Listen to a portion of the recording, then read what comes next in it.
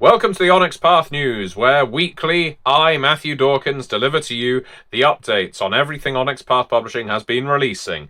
This week, I'm here to talk to you about the Trinity Continuum Aeon Novella Omnibus. This is a collection of 2 stories, and you may be able to tell if you've been following the Onyx Path News lately that we've been on something of a fiction kick this October. It's become, inadvertently, a fiction month. This one may be my favourite, because while I am a big fan of the exalted fiction, I'm a huge fan of the aberrant fiction, this fiction is what really sold me on the Trinity Continuum Aeon universe. I don't mind admitting there was always something of a opaqueness for me. I just couldn't get it until I actually read these stories, and they are brilliant. We've got Dawn and we have Meridian. They're written by Chris Allen and Lauren Roy, and they are a fantastic pair of authors. These show you different aspects of the Trinity Continuum Aeon universe, and what I would really love if you pick these novellas up as part of the omnibus is if you're interested in creating community content for the Storypath Nexus. These stories are wonderful resources. You could create adventures, you could create ready-made characters, you could create new antagonists. There's lots you could take from these 2 stories. Now, Dawn, the synopsis is as follows. ISRA assigns Jay and her team to Far Nyumba for what should be an easy job, aiding a remote research settlement with their irrigation systems. Shortly before their arrival on the distant moon, a mysterious artifact falls from the sky. The aliens who come to claim it give the townspeople of Upepo an ultimatum. Clear out before the sun and the planet Mgitu rise, or there's going to be trouble. Cut off from the moon's other cities and interstellar aid, Jay and her team are the little town's first and only line of defense. Feels, in a way, and this is the feeling I got when I read Dawn, it has a Star Trek the Original Series feel to it, with a certain amount more murkiness and violence. Now, we had Meridian next, and while I shouldn't play favourites, Meridian is my favourite of the 2.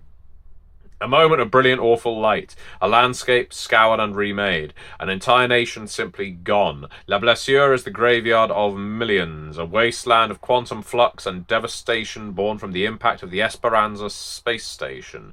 Yet even the murdered land's secrets cannot rest easy. And now the promise of stolen power lures a united republic expedition into the desolation. Fallen heroes thrash in the grip of post-human madness.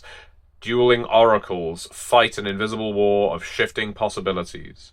A broken woman dies again and again, and beneath the harsh, uncaring light of the wasteland sun, something far crueler still prepares to ignite the flame of a new nightmare. I do like Meridian. I love apocalyptic settings. I love a bit of nuclear devastation. I love the exploration of the wasteland. This story has it all. So I very much recommend you pick up the Trinity Continuum Aeon Novella Omnibus. The link to do so is in the video description below. And that's not all. We're not done with Trinity Continuum, because if you are a virtual tabletop gamer, if you like to play your games using Roll20 or similar applications, we have released the Trinity Continuum Player's Guide VTT token set. So if you want to use all of that fantastic art from the Trinity Continuum Player's Guide in your games for character tokens, objects, equipment, and so forth, it's all there. It's all there for you right now, and again, linked below. Now, finally, we should talk a little about the Curseborne Player's Guide, shouldn't we? Because we are on the final week of the crowdfunding campaign over on Kickstarter, and I have no doubt that, just as always, in the last 24 hours, things are going to start speeding up again. But if you haven't already booked the Curseborne Player's Guide, I recommend doing so this week. You will gain access to the entire manuscript for the book, which means you can read it all, but ahead of the book's release. And what's more, you can help us fund additional stretch goals. We've already hit a few. I would love to hit even more before the campaign ends.